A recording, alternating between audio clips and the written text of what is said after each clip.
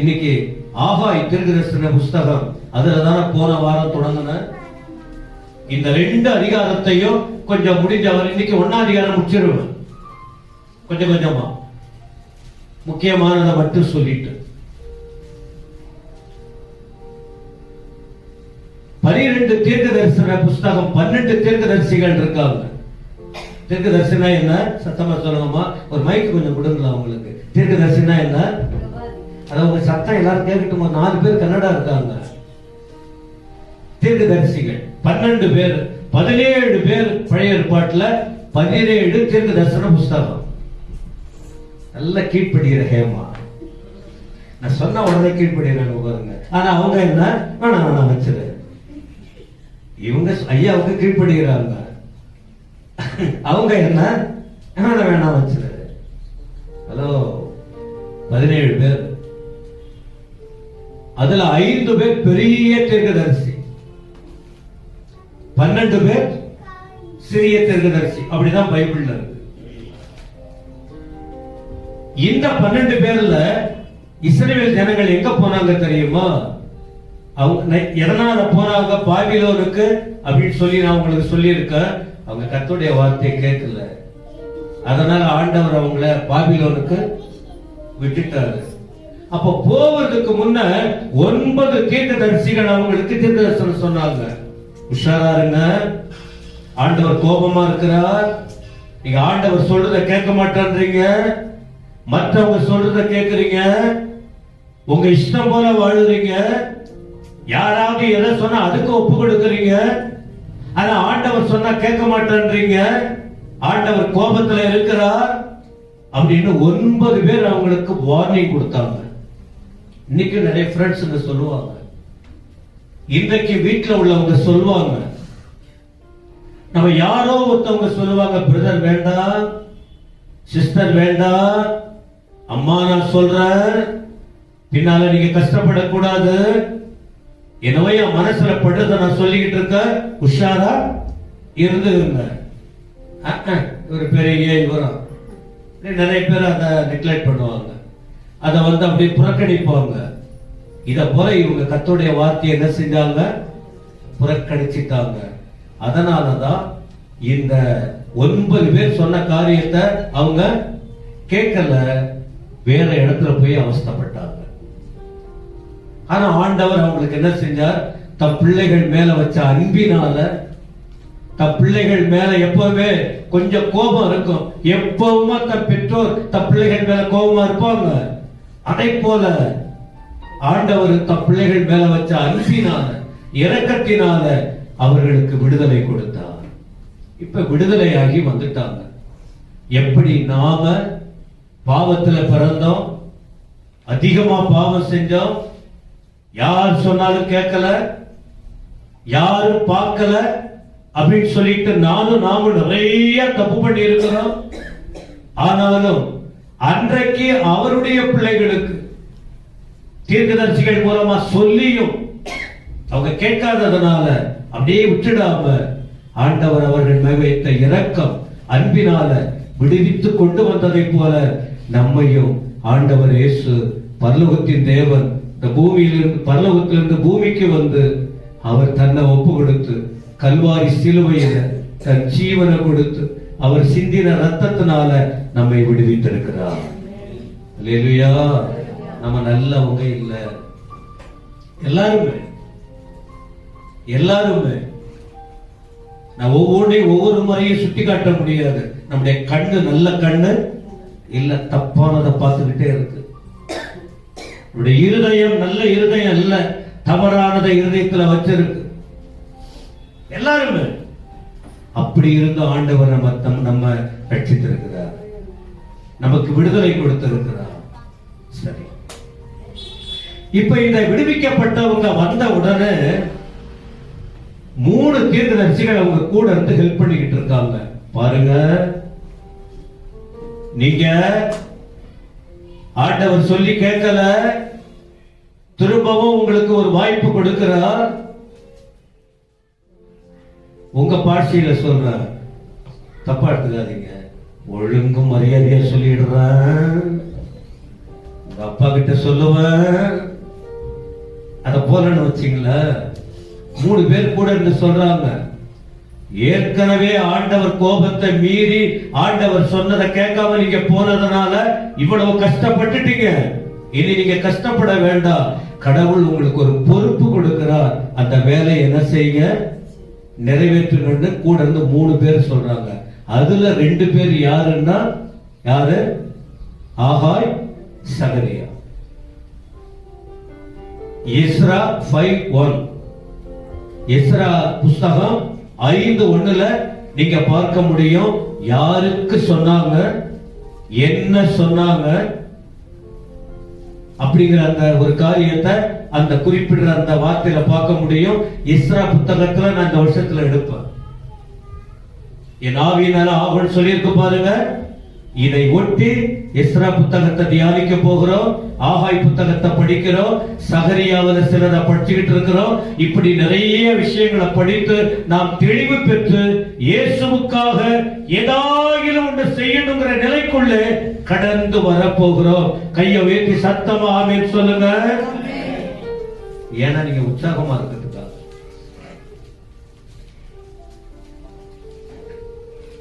ஆனா இவங்க வந்து எத்தனை வருஷம் ஆயிடுச்சு தெரியுமா? பாபிலோனிலிருந்து இவர்கள் விடுதலையாகி வந்து எங்க வந்திருக்காங்க? சொந்த வீட்டுக்கு வந்திருக்காங்க. ஜெயிலுக்கு போயிட்டு அவங்க யார் வீட்டுக்கு வருவாங்க? அவங்க வீட்டுக்கு. அத போல இவங்க சிறைக்கு போயிட்டு சொந்த எருசலேமுக்கு அல்லது இஸ்ரேல் நாட்டுல அவங்க ஊருக்கு வந்த பிறகு அவங்க வரும்போதே ஆண்டவர் சொல்லி இருக்கிறார், நீங்க போயிட்டு ஏன் வேலையை செய்யணும். ஆமென் சொல்லுங்க. அமைதியா இருக்காதீங்க. இது வரைக்கும் என்னென்னவோ பண்ணிட்டு இருந்தீங்க, எப்படியோ இருந்தீங்க. எனக்காக நீங்க ஏதாவது செய்யணும்னு சொல்லிட்டு சொன்னா இவங்க வந்து 18 வருஷம் பொறுமையா இருக்காங்க. ஆனா இந்த 18 வருஷத்துல கூட தீர்க்கதரிசிகள் சொல்லிக்கிட்டே இருக்காங்க, வேண்டாம், லேட் பண்ணாதீங்க, திரும்பவும் ஆண்டவரை கோபப்படுத்தாதீங்க. இப்ப அந்த விஷயத்தை தான் 1ஆம் அதிகாரத்துல விளக்கமா சொல்றாரு. என்ன பண்ணணும், உங்களுக்கு ஏற்பட்ட பிரச்சனை என்ன, ஏன் நீங்க இவ்வளவு நாள் கஷ்டப்பட்டுக்கிட்டு இருக்கீங்க, உங்களை நான் ஆசீர்வதிக்கணும்னு விரும்புறேன். ஆனா கொஞ்சம் நீங்க விழிப்பா இருந்து என் வேலையில ஈடுபடுங்கன்னு சொல்லிட்டு ஆண்டவர் சொல்ற விஷயம்தான் இந்த 1ஆம் அதிகாரத்துல பார்க்கிறோம். இப்போ 2ஆம் வசனம் படிக்கல. 4 காரியம், ஒரு 4, 5, 20 நிமிஷம், ஒரு கொஞ்சம் அதிகம் போனா சரி 20 நிமிஷத்துல முடிச்சிடுறேன். ரொம்ப வசனத்துக்குள்ள போக விரும்பல. நீங்க வீட்டுல போயிட்டு இந்த 1ஆம் அதிகாரத்தை படிங்க. கடந்த காலத்தின் நிலை என்னன்னு தெரிஞ்சுக்கோ, இப்ப என்ன நடக்குதுன்னு புரிஞ்சுக்கலாம், நெக்ஸ்ட் எப்படி இருக்கணுங்கிற சத்தியத்தை இந்த அதிகாரத்துல புரிஞ்சுக்க முடியும். அப்ப முதல்ல அந்த 2ஆம் வசனம் என்ன தெரியுமா, ஜனங்கள் இப்ப என்ன சொல்றாங்க. 18 வருஷம் இருந்துட்டாங்க, வந்து கொஞ்சம் கூட அசையல, கொஞ்சம் கூட அசையாம இருந்தாங்க. அப்ப இப்ப அவங்க என்ன சொல்றாங்க பாருங்க, விடுதலையாகி வந்தோம். இப்ப அந்த வசனம் படிங்க, 2ஆம் வசனம். இந்த ஜனங்கள் கர்த்தருடைய ஆலயத்தை கட்டுகிறதற்கு ஏற்ற காலம் இன்னும் வரவில்லை என்கிறார்கள் என்று சேனைகளின் கர்த்தர் சொல்லுகிறார். கன்னடாவில் சொல்லுங்க, படிங்க. சகரியா 1:2. ಯೆಹೋವನು ನಿಮ್ಮ ಪಿತೃಗಳಾದ ಪುತ್ರಗಳ ಮೇಲೆ ಬಹು ಕೋಪಗೊಂಡಿದ್ದಾನೆ. ಎಂತ ವಚನಮ್ಮ? ಹೋಮ್ವರ್ಕ್ ಆಗಲ್ಲ. 1 2 சரி, என்னன்னு சொல்லிடுறேன். அவங்க என்ன சொல்றாங்க தெரியுமா, ஆலயத்தை கட்டுறதுக்கு அதெல்லாம் இப்ப காலம் இல்ல. அந்த ஆண்டவர் எதுக்கு அனுப்பி விட்டாரு? என் ஆலயத்தை கட்டுனாரு, என் ஆலயத்தை கட்டுனாரு. ஆனா அவங்க என்ன யோசிச்சுட்டு இருக்காங்க, என்ன பேசுறாங்க, அதெல்லாம் இப்ப நேரம். அப்ப இது அசதி தானே? சத்தமா சொல்லுங்க. அசதிதானே, ஆர்வம் இல்ல. ஆண்டவருக்காக ஏதாவது ஒண்ணு பண்ணணுங்கிற ஆர்வம் இல்ல. அவங்க சொல்றாங்க, ஆண்டவர் என்ன பாருங்க, ஏற்கனவே தேவனுடைய ஆலயம் பாழா போய் கிடக்கு. பாழா போனவன் சொல்றாங்களா இல்லையா? பாழா போச்சு என் குடும்பம், என்ன பாழாக்கிட்டாங்க அவங்க சொல்றமா சொல்லியா? அப்ப ஆண்டவர் சொல்ற அந்த பாழாய் போனத ஒழுங்குபடுத்தணும்னு விரும்புறாரு. ஆனா அவங்களுக்கும் என்ன இல்ல, மனசு இல்லை. அதெல்லாம் இப்ப காலம் இல்லை. இதான் ஜனங்களுடைய மனநிலை. ஆண்டவர் சொல்றாரு, வசனம் நீங்க ஒரு 3 வசனம் பாருங்க. 2 கொரிந்தியர் 6:2, 2 கொரிந்தியர் 6:2, 2 கொரிந்தியர் 6:2, ஐசாயா 49:8, ஏசாயா 49:8, கலாத்தியர் 5:14-16, கலாத்தியர் 5:14-16 என்ன சொல்லியிருக்குன்னா, இன்னைக்கே நீ செய்யணும், இதுவே ரட்சணிய நாள். நீ லேட் பண்ணிட்டு இருக்காத. ஏற்கனவே பல வருஷம் லேட் ஆயிடுச்சு. நம்ம சர்ச்சை கூட எத்தனை வருஷம் ஆச்சு இடம் வாங்கி? 16 வருஷம். இவங்க விடுதலை ஆகி வந்து எத்தனை வருஷம் ஆகுது? 18 வருஷம் ஆகுது. இதுக்கு மேலேயே லேட் பண்ணிக்கிட்டு இருக்கணுமா? ஆண்டவர் சொல்ற, நான் இருக்கிறேன், பண்ணுங்க, எழுப்புங்க. ஆனா எல்லாம் சொல்ற விஷயம் என்ன? ஹலோ, எல்லாம் என்ன சொல்றாங்க? இவங்களுக்கு வேற வேலை இல்ல, எங்களுக்கே எவ்வளவு வேலை இருக்கு. என் மாமியாரை பார்த்ததே பெரிய பிரச்சனையா இருக்கு, இதுக்கு வர கோயிலுக்கு வா வா வான்னு கூப்பிடுறாங்க. என் வீட்டை சுத்தம் பண்றது அந்த மனுஷன் வேற, இப்படி போனேன்னா டைம் போயிடும், எனக்கு 1/2 மணி நேரம் எக்ஸ்ட்ரா ஆயிடும். நான் இந்த மெத்தட்ல போனேன்னா பிரசங்கம், அதனாலதான் நான் அப்படி போறது இல்லை. இந்த மனுஷன் வேற வந்து போட்டு போட்டு போட்டு துணிய ஒரு நாளைக்கு ஒண்ணு கழட்டி போட்டு போறாரு. அதை துவைக்கிறதுக்கே எனக்கு பெரிய அத ஏன் இடுப்பெல்லாம் வேற நோவுது. அவங்களுக்கு என்ன இல்ல, புரியுதா உங்களுக்கு? அப்ப இவங்க இந்த சாக்கு போக்கு சொல்றாங்க, என்னால முடியல, என்னால முடியல. ஆனா ஆண்டவர் இல்லைங்க. நீங்க சும்மா சும்மா சாக்கு போக்கு சொல்லிக்கிட்டு இருக்க கூடாது. அப்ப ஆண்டவர் என்ன சொல்றாருன்னா, இதுவே ரட்சணிய நாள். நீங்க துன்மார்க்கத்துக்கு ஏதுவா குடிச்சிட்டு வெறி கொண்டு இருக்காம, நாட்கள் பொல்லாதவைகளானதால் காலத்தை பிரயோஜனப்படுத்தீங்க. இவ்வளவு நாள் நம்ம நேரத்தை வீணாக்கினது போதும். வீணானதை பேசி, வீணானதை சிந்தித்து, வீணானதை செஞ்சுக்கிட்டு, உருப்படியா ஒண்ணும் பண்ணாம இருந்தது போதும். இந்த 2026 வருடத்தில் இந்த பிப்ரவரி மாதம் இந்த 2வது ஞாயிற்றுக்கிழமை நான் உங்களுக்கு சொல்றேன், இனி உங்கள் நாட்களை வீணடிச்சுக்கிட்டு இருக்காதீங்கன்னு நான் சொல்லல, ஆண்டவர் சொல்றாரு. அப்ப நாம கொஞ்சம் நல்லா யோசிக்கணும். 2025 போல என் நாட்கள் அல்ல. நான் ஏதாவது யோசித்து, சரி என்னால என்ன முடியும், என்னாவினாலும் ஆகும்னு சொல்லியிருக்காரு. நாம இசைந்து கொடுக்கணும். நான் என்ன செய்யணும் ஆண்டவரே, நான் என்ன பண்ணணும்? ஜனங்களின் மனநிலை ஆண்டவர் சொல்லிட்டார். 2வது காரியம், 2வது இப்ப ஆண்டவர் பேச ஆரம்பிக்கிறார். ஆண்டவர் சொல்ற 2 காரியம் கொஞ்சம் யோசித்து பாருங்கன்றார். 4ல இருந்து 11 வரைக்கும் இதை நான் படிச்சேன்னா 1 மணி நேரத்துக்கு மேல போயிடும்.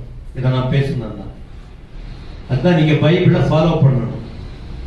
2 இடத்துல 2 காரியம் சொல்றாரு. என்ன சொல்றாரு? கொஞ்சம் சிந்தனை பண்ணி பாருங்க. நீங்க சொல்றது என்ன? இது சமயம் இல்லை, ஆனா சமயம் இருக்கு, டீ குடிக்க சமயம் இருக்கு. வித்தியாசமான டீ கிடைக்க போய் தப்பாலாம் எடுத்துக்க கூடாது இல்ல. ஜூஸ் மேஜிக்கா சொல்லுங்க, என்ன சொல்லுங்க? ஜூஸா ஏதோ ஒண்ணு, அதெல்லாம் வித்தியாசமா கண்டுபிடிப்பாங்க. தலைக்கறி எங்க இருக்கு? KGF. அப்புறம் எங்க நர்சபுரா கிட்ட இதெல்லாம் தெரியுது. ஆமா, அங்க ஏதோ ஒரு ஹோட்டல் இருக்கா. இது என்னை விட்டுட்டு போய் சில சாப்பிட்டு வந்துடுறாங்க. சில பாஸ்டருங்க பங்கார்பேட்டில் உள்ளவங்க நாங்க போன அங்க தலைக்கறி இருந்தது சொல்றாங்க. ஆனா ஒரு நாள் என்ன நான் என்ன சொல்றேன்னா, எல்லாத்துக்கும் நேரம் இருக்கு, ஆனா சுவிசேஷம் அறிவிக்க நேரம் இல்லை, ஆத்துமாக்களை சந்திக்க நேரம் இல்லை, ஜெபம் பண்ண நேரம் இல்லை, கஷ்டப்படுற ஆளை போய் பார்த்து விசாரிக்க. சரி, நம்ம என்னால முடியல, ஆனா அந்த ஆட்களுக்காக ஜெபம் பண்ணலாமா இல்லையா? ஒரு நேரத்தை ஒதுக்கி அதை என்ன சொல்றாங்க, இல்ல இல்ல இல்ல இல்ல. அதனால கர்த்தர் பார்க்கிறாரு, யாரும் இல்லைன்னு நான் சொல்றேன், நான் என்ன பண்ணி இருக்கிறேன், நான் என்ன செஞ்ச பாரு. 4 இருந்து 11 வரைக்கும் பயங்கரமா இருக்கு அந்த வார்த்தை. 5ல சொல்றாரு ஆண்டவர், உங்க வழியை முதலாவது என்ன செய்யுங்க, இது வரைக்கும் எப்படி இருந்தீங்க. அம்மா பள்ளி பிள்ளைலாம் யோசிக்கிறீங்களா இல்லையா? நம்ம எவ்வளவு நாட்களை வீணடிச்சிருக்கிறோம், கொஞ்சம் யோசித்து பாருங்க. சொல்லிட்டு ஆண்டவர் சொல்றாரு, நீங்க திரளா விதைக்கிறீங்க, ஆனா ஒண்ணும் நீங்க அறுவடைய கஷ்டப்படுறீங்க, உங்களுக்கு ஒண்ணுமே கிடைக்கல. கைக்கு கையில கிடைக்கிறது இல்ல. அதை நீங்க படிக்கணும் வீட்டுல, அப்பதான் புரியும். கையில கிடைக்குதான வாய்க்கு ஒண்ணுக்கும் உதவல. நிறைய புசித்தோம், உள்ளத்துல திருப்தி இல்ல. 2 பிளேட் பிரியாணி சாப்பிட்டோம், சாப்பிடாதது போலவே இருக்கு. கொஞ்சம் சாப்பிட்டாலும் திருப்தியா இருக்கணுமா இல்லையா? சத்தமா? ஆனா திருப்தி இல்ல. கர்த்தர் சொல்றாரு, திருப்தியே இல்ல. நிறைய இருக்கு, கைக்கு வருது, சாப்பாடுலாம் இருக்கு, ஆனா என்ன இல்ல, திருப்தி இல்ல. கீழே சம்பாதிக்கிறீங்க, அது பொத்தலான பையில போயிடுது, வீட்டுல இல்லவே இல்லை. நிறைய வருது கைக்கு, கஷ்டப்பட்டு சம்பாதிக்கிறோம், எந்த பக்கம் போகுதோ தெரியல. இது ஆசீர்வாதமா? ஆசீர்வாதம் இல்லையா? சத்தமா சொல்லுங்க. ஆசீர்வாதம் இல்ல. ஆசீர்வாதம்னா கொஞ்சம் இருந்தாலும் அதுல நிம்மதி, கொஞ்சம் இருந்தாலும் திருப்தி, கொஞ்சம் இருந்தாலும் கடனெல்லாம் தொலைச்சிட்டு ஒரு நல்லது ஒரு வாழ்க்கை. ஆனா இங்க இல்லைன்னு சொல்றாரு. அடுத்த வார்த்தை பாருங்க, 7ஆம் வசனத்துல, உங்க வழியை சிந்தித்து பாருங்க. திரும்பவும் ஆண்டவர் சொல்றாரு, ஆண்டவர் சிந்திக்க சொல்றாரு. என் பிள்ளைகளே, உங்களை நான் ஆசீர்வதிக்கணும், நீங்க ஆசீர்வாதமா இருக்கணும் நான் விரும்புறேன். வாலிப பிள்ளைங்க, வயசானவங்க, தாய்மாருங்க, விதவை தாய்மார்கள், எல்லாருமே நீங்க நல்லா இருக்கணும். ஏன்னா என் பிள்ளைங்க நீங்க, நான் விரும்புறேன். ஆனா நீங்க ஆசீர்வாதம் இல்லாத இருக்கிறதுக்கு காரணம் என்னங்கிறதான் சொல்லிக்கிட்டு இருக்காரு. இப்படி எல்லாம் போய்கிட்டு இருக்கு உங்க வாழ்க்கையில. கடைசி வரைக்கும் அப்படி இருக்க கூடாது. 9ஆம் வசனத்துல அந்த வசனம் ஃபுல்லா படிச்சு பாருங்க. என்ன சொல்றாரு, உன் வீட்டனா, ஏன் வீட்டை நீ பாழா கிடக்கிற வீட்டை யோசிக்காம கட்டாம, நீ எப்படியோ பெரிய பெரிய மச்சி வீட்டுல இருக்கணும், ஒரு வீடு போதாத இன்னும் மேல கட்டணும். பைபிள் இருக்கு, மச்சி வீட்டுல குடி இருக்கிற, ஏன் வீடு பாழா கிடக்கு, ஏன் பொறுப்புகளை செய்ய ஆள் இல்ல, ஆனா இன்னும் நல்லா வரணும், இன்னும் வரணும் நீ சிந்திச்சுக்கிட்டு இருக்கிற. இந்த வேத்த படிங்க. அதனால என்ன செய்யறாரா, பூண்டு ஊதி போடுறாரா. எதை ஊதுவாங்க, அத போல ஊதுறாரா. ஊதுனா அது எப்படி ஒரு இடத்துல இருக்கும்? ஆண்டவர் சொல்றாரு, ஊதி போடுகிற.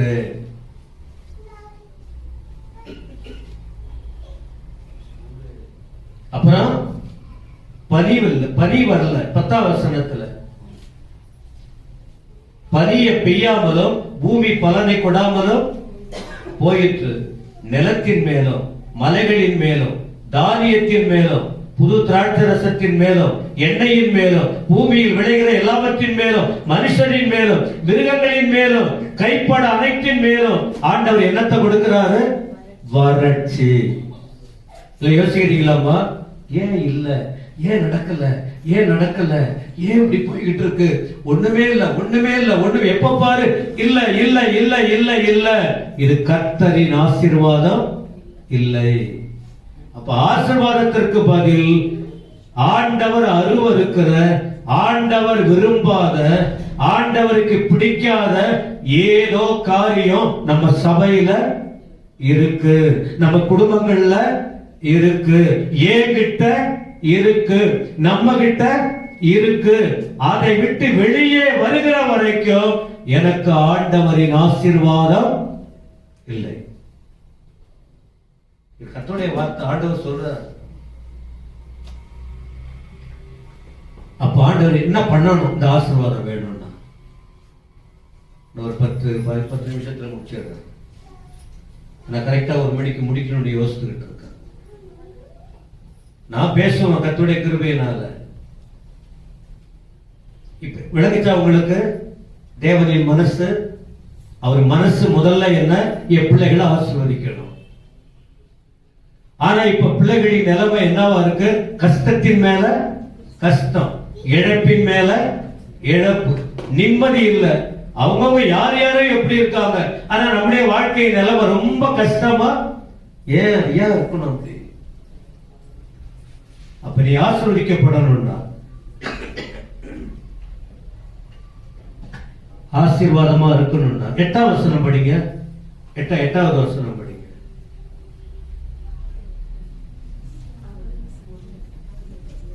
ஆகாய் 1:8. நீங்கள் மலையின் மேல் ஏறி போய் மரங்களை வெட்டி கொண்டு வந்து ஆலயத்தை கட்டுங்கள், அதன் பேரில் நான் பிரியமாய் இருப்பேன், அதனாலே என் மகிமை விளங்கும் என்று கர்த்தர் சொல்லுகிறார். இது காலம் இல்லைன்னு சொன்னாங்களா? இது ஒண்ணு காலம், இதெல்லாம் ஆலயம் கட்டுற காலம் இல்ல, இது ஆண்டவருக்காக செய்யற காலம் இல்ல அப்படின்னு சொன்னாங்க. இப்ப அதனால பிரதிபலன் என்னாச்சுன்னு சொல்லிட்டு இப்ப கர்த்தர் சொல்றாரு, நான் உன்னை ஆசீர்வதிக்கணும்னா, உன்னை மேன்மைப்படுத்தணும்னா நீ ஏதாவது செஞ்சுதான் ஆகணும். மலை மேல ஏன்னா மரம் அங்கதான் இருக்கு. நிறைய பேர் பேச பேச நிறைய வார்த்தைங்க வரும். அதனாலதான் தமிழ்நாட்டு பாஸ்டர் எல்லாம் பேசி பேசி 2 மணி நேரம் அப்படி சிரிக்க வச்சு பேசிக்கிட்டு போவாங்க. மரம்னா என்ன? மரம் எங்க இருக்கு?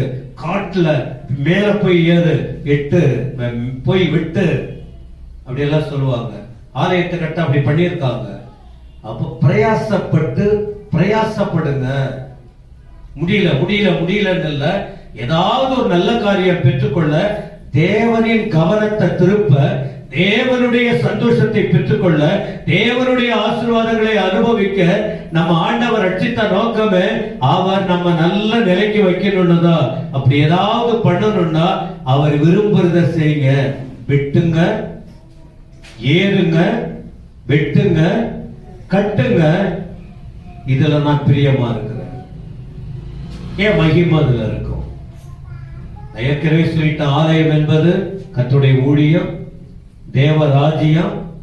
இந்த ஊழியமா இருக்கட்டும், புது இடமா இருக்கட்டும், சண்டே ஸ்கூல் ஊழியமா இருக்கட்டும், கிராம ஊழியமா இருக்கட்டும், தேவன் கொடுத்த பொறுப்புகளா இருக்கட்டும், விட்டுட்டோமா விடாதீங்க. திரும்ப என்ன செய்யுங்க? கவனமா செய்ய வேண்டிய நேரத்தில் செய்யுங்க. இது ஒண்ணு. 2வது ஆலயம் என்பது புரியுதா உங்களுக்கு? விலையேற பெற்றவனுடைய ஆத்துமா. ஆண்டவர் சொன்னார், மனுஷன் உலகம் முழுவதையும் ஆதாயப்படுத்தினாலும் இந்த ஆத்துமாவை நஷ்டப்படுத்தினால் அவனுக்கு லாபம் என்ன? இந்த உயிருக்காக, இந்த ஜீவனுக்காக மனுஷன் என்னத்தை கொடுக்க முடியும்? வீட்டை எழுதி வைக்க முடியுமா? நீ படிச்ச சர்டிபிகேட்டை கொண்டு வந்து வச்சா ஈடாகுமா? நீ சேகரித்ததெல்லாம் கொண்டு வந்து வச்சா நடக்குமா? ஆத்துமா கிட்ட அதான் சொல்ற, ஆலயத்துக்கு வாங்கன்ற, வந்து வசனத்தை கேளுங்கன்ற. வந்து வசனத்தை கேட்டால் கர்த்தர் பேசுவார், உணர்த்துவார்.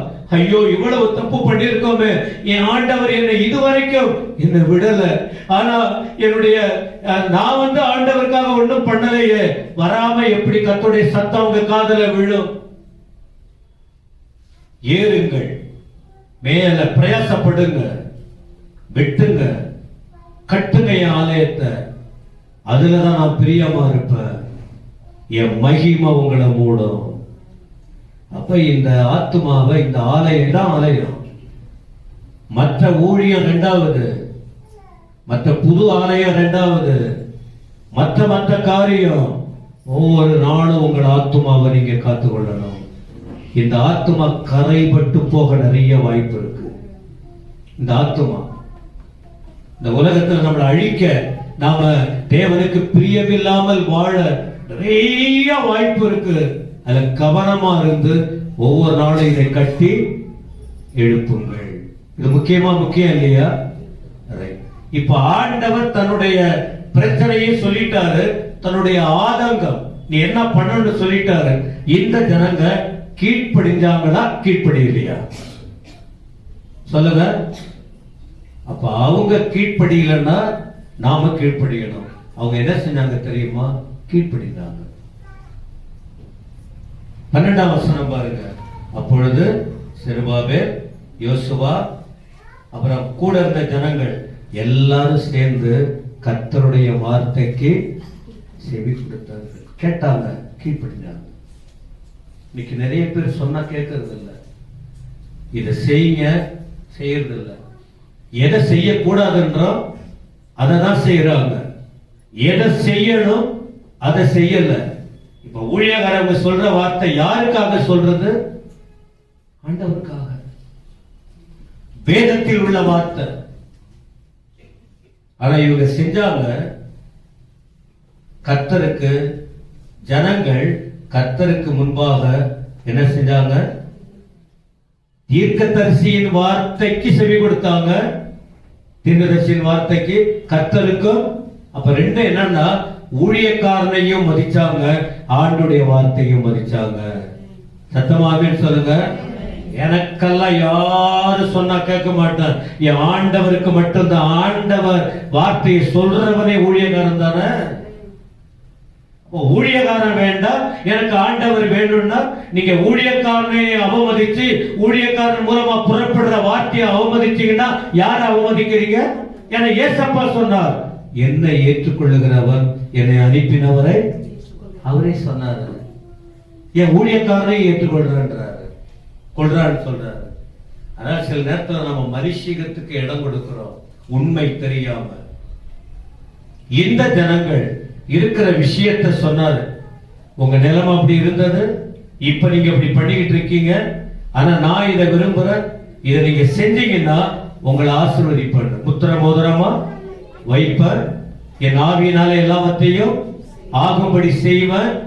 ஆனா இவங்க சொன்னாங்க, கேட்ட, செவி கொடுத்தார்கள் கர்த்தருக்கு முன்னால.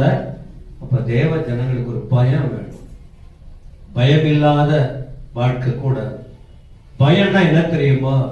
ஒரு வார்த்தையில சொல்றேன், யாரு இருக்காங்களோ இல்லையோ கர்த்தர் எல்லாத்தையும் பார்த்துக்கிட்டு இருக்கிறாரு. நம்ம தனியா இருக்கிறோம். அப்ப நம்ம என்ன பார்க்கிறோம், நம்ம என்ன பேசுறோம், நம்ம என்ன செய்யறோம்? புருஷன் பார்க்கல, மனைவி பார்க்கல, அப்பா அம்மா பார்க்கல, அண்ணன் தம்பிங்க பார்க்கல, சொந்த பந்தம் பார்க்கல, வீட்டுல இருக்கிறோம், வெளியே இருக்கிறோம், யாரும் நம்மளை பார்க்கல. ஆனா கர்த்தருடைய கண்கள் நம்ம பார்த்துக்கிட்டு இருக்கு என்று யோசித்து கர்த்தருக்காக வாழ்கிற வாழ்க்கை இருக்கு பாருங்க. இதுதான் கர்த்தருக்கு பயப்படுற பயம். தெரியுதா உங்களுக்கு?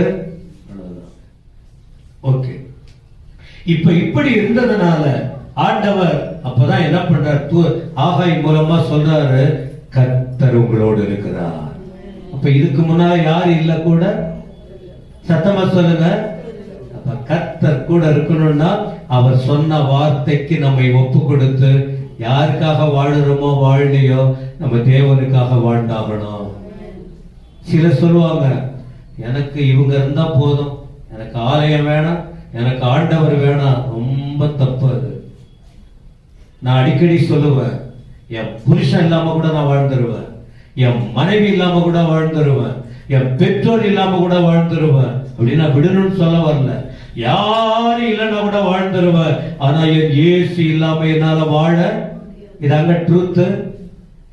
ஆண்டவர் இல்லாம உங்களால வாழ முடியாது. அப்ப இவங்க இப்படி ஒப்பு கொடுத்ததுனால கர்த்தர் இப்ப கூட வந்துட்டாரு. கூட வந்ததுனால என்ன நடக்குது பாருங்க. இப்ப அவளை, இப்ப இது காலம் இல்ல, இப்ப என்னால முடியாதுன்னு சொன்னாங்க பாருங்க. இப்ப என்னாச்சு தெரியுமா? இவர்கள் மேல கர்த்தருடைய ஆவியானவர் இறங்கிட்டாரு. அல்லேலூயா சொல்லுங்க. 3 பேர் மேல. ஒண்ணு செருபாபேல், இரண்டாவது யோசுவா, மூன்றாவது ஜனங்கள். அப்போ ஊழியக்காரங்க சொன்ன வார்த்தையை கேட்கிற ஒரு கூட்டம் கண்டிப்பா இருக்கு. ஒரு கூட்டம் கேட்காம போகலாம், ஆனா உண்மையாய் ஊழியக்காரவங்க கர்த்தருடைய நாமத்தினால சொல்லுகிற வார்த்தைய கேட்பதற்கு ஒரு கூட்டத்தை கர்த்தர் என்ன செஞ்சிருக்காரு? ஆயத்தப்படுத்தி வைத்திருக்கிறார். ஆனா அந்த கூட்டத்தின் மேல கர்த்தருடைய ஆசீர்வாதம் இறங்கி வருது. ஆவியானுடைய ஆசீர்வாதம் செருபாபேல் மேல, யோசுவா மேல, அந்த ஜனங்கள் மேல இப்படி இறங்கி வந்ததினால் அவங்க என்ன செஞ்சாங்க பாருங்க. 14ஆம் வசனத்துல அவர்கள் வந்து தங்கள் தேவனாகிய சேனைகளுடைய கர்த்தரின் ஆலயத்திலே வேலை செய்ய ஆரம்பிச்சுட்டாங்க. அப்ப இதுவரைக்கும் அவங்க எல்லாம் வராம நின்று வேடிக்கை பார்க்கிறது, தூரம் இருக்கிறது எல்லாம் பண்றது காரணம் என்னன்னு புரிஞ்சுங்க. தெளிவடைந்த பின்பு வாழ்க்கையை ஒப்பு கொடுத்து அந்த வேலையை செய்ய ஆரம்பிச்சாங்க. இப்ப இன்னைக்கு நம்மால முடிஞ்ச ஆண்டவர் முதல்ல நம்முடைய வாழ்க்கையை காத்துக்கணும். நம்முடைய வாழ்க்கையை காத்துக்கணும். ஆண்டவர் சீக்கிரம் வரப்போகிறார். இந்த எண்ணம் எல்லாருக்கும் இருக்கட்டும். விளையாட்டுதானெல்லாம் விட்டுடணும். நம்முடைய வயசுக்கு ஏற்றபடி வளரணும். ஒருவரும் நம்மளை தப்பு வைக்க முடியாது. நமக்கு எல்லாமே இயேசுதான். இந்த கையை கொடுத்தது அவர் தான், இந்த தலையை கொடுத்தவர் அவர் தான், இந்த கண்ணை கொடுத்தவர் அவர் தான், இந்த திங்கிங் சிந்தனையை கொடுத்தவர் அவர் தான், இந்த உடல் உறுப்புகளை கொடுத்தவர் அவர் தான், நடக்கும்படி பலன் கொடுத்தவர் அவர் தான், சம்பாதிக்க தயவை கொடுத்தவர் அவர் தான், எல்லாத்தையும் கொடுத்தவர் அவர் தான். நம்ம யாருக்காக வாழ போகிறோம்? எல்லாத்துக்கும் மேல தன் ஜீவனையே நமக்காக. நாம் பாவிகளா இருக்கும் போது, நாம் எல்லாம் பாவிங்க, தெரிஞ்சு தெரியாம எவ்வளோ தப்பு பண்ணி இருக்கிறோம். நீங்க நண்பர்கள் பாருங்க, தப்பு பண்ணா ஒதுக்கி விட்டுருவாங்க. போடா, இந்த நட்பு எனக்கு வேணாம், இவங்கிட்ட அந்த சவகாசமே நமக்கு. ஆனா நம்ம ஆண்டவர் அப்படி விடவே, ஆண்டவர் நம்ம விட்டிருந்தா இந்த வாழ்க்கை என்ன ஆகும்? எல்லாரும் விட்டா கூட நான் உன்னை விட்டு விலகுவதும் இல்லை, உன்னை கைவிடுவதும் இல்லை என்று சொன்ன ஆண்டவர் நம்மேல வச்ச அன்பினால அவர் சொன்ன வார்த்தையின்படியே அவர் தன் ஜீவனை கொடுத்து நடத்தி கொண்டிருக்கிறார். அப்ப இந்த ஆண்டவருக்காக வாழணுமா, வாழக்கூடாதா? வாழணும். அவருக்காக ஏதாயிலும் செய்யணும். இந்த ஆலயத்தை காத்துக்கொள்ளணும். ஏசப்பா எந்த ஆலயத்துக்கு வர்றாரு? இந்த பில்டிங்காக வரல, நமக்காக வர போறாரு. அப்ப அவர் வரும்போது இந்த ஆலயத்தை நம்ம இழந்து விட கூடாது. எழுந்திருப்போமா? ஒரு நிமிஷம் அப்படியே கண்களை மூடி. கவலை இருக்கலாம், கண்ணீர் இருக்கலாம், பாரங்கள் இருக்கலாம். இதெல்லாம் ஒவ்வொரு நாளும் நம்ம வாழ்க்கையில கடந்து போகிற காரியம்தான், அனுபவிக்கிற காரியம்தான், எல்லாம் இருக்கும் தான். இந்த மாம்சம் இருக்கிற வரைக்கும் போராட்டம் இருக்கு, அவமானம் இருக்கு, நிந்தைகள் இருக்கு, தனிமை இருக்கு, கண்ணீர் இருக்கு, தலைக்குனிவு இருக்கு, எல்லாம் இருக்கு. யார் என்ன சொன்னாலும் சொல்லட்டும், ஆனா நம்முடைய தேவன் நம்மோடு இருக்கிறார்.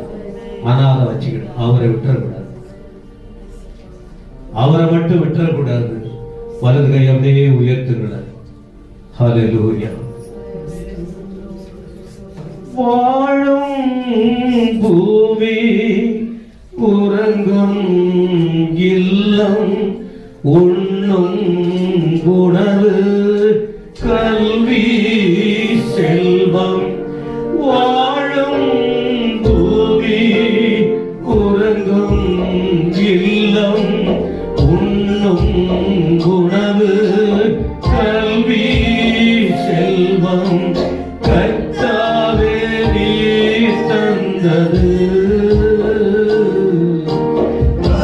காருண்யத்தால் வந்தது. கர்த்தாவே நீர் தந்தது, காருண்யத்தால் வந்தது. என் வாழ்விலே என் இயேசுவே, எல்லாமே நீர் தந்தது. என் வாழ்விலே என் இயேசுவே எல்லாமே நீர் தந்தது. விண்ணை துறந்து மண்ணில் வந்து தம்மை கொடுத்து என்னை மீட்டு, விண்ணை துறந்து மண்ணில் வந்து தம்மை கொடுத்து என்னை மீட்டு ரட்சிப்பு நீர் தந்தது. ரட்சணியத்தால் வந்தது. ரட்சிப்பு நீர் தந்தது. ரட்சணியத்தால் வந்தது. என் வாழ்விலே என் இயேசுவே எல்லாமே நீர் தந்தது. என் வாழ்விலே என் இயேசுவே எல்லாமே நீர் தந்தது. கடைசி சொல்லுங்க, கையை உயர்த்தி. எல்லாமே நீர் தந்தது. எல்லாமே நீர் தந்தது. எல்லாமே நீர் தந்தது. எல்லாமே நீர் தந்தது. உடலும் இந்த உள்ளமும் இந்த மனமும் எல்லாமே அவர் தந்ததினாலே ஒண்ணு தெரிஞ்சுங்க, நாமே நமக்கு சொந்தம் இல்லை. இந்த உடல் எனக்கு சொந்தம் இல்லை. ஆனா இதுக்குதான் நம்ம கவலைப்பட்டுக்கிட்டு கிடக்கிறோம், தெரியாததுனால. நானும் பாடல் எவ்வளவு பேசுது, தேவையில்லாததுக்கு அழுதுகிட்டு இருக்கிறோம், தேவையில்லாததுக்கு நேரத்தை செலவழிச்சுக்கிட்டு இருக்கிறோம், தேவையில்லாததை நினைச்சு கோபப்பட்டுக்கிட்டு இருக்கிறோம்.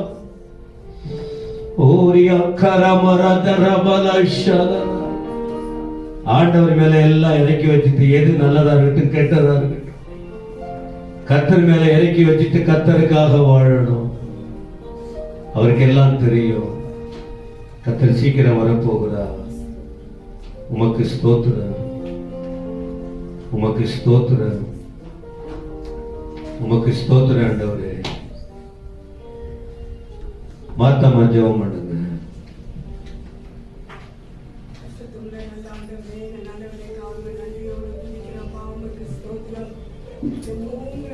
ஓரா கதவாரி ஷதரா மஹதரா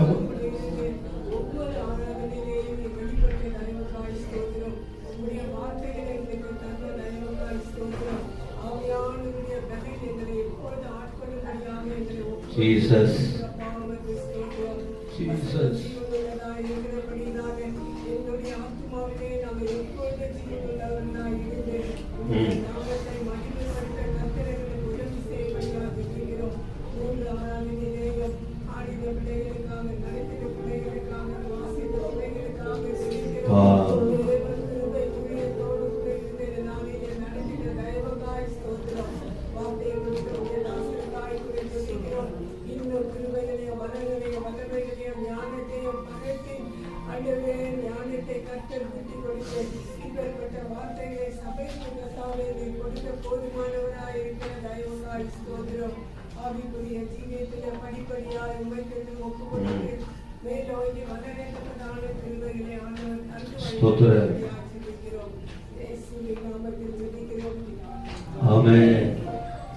கர்த்தரா இருக்கிற இயேசு கிறிஸ்துவின் கிருபை, பிதாவாகிய தேவனுடைய அன்பு, தூய ஆவியானுடைய ஆசீர்வாதம் நம் அனைவரோடும்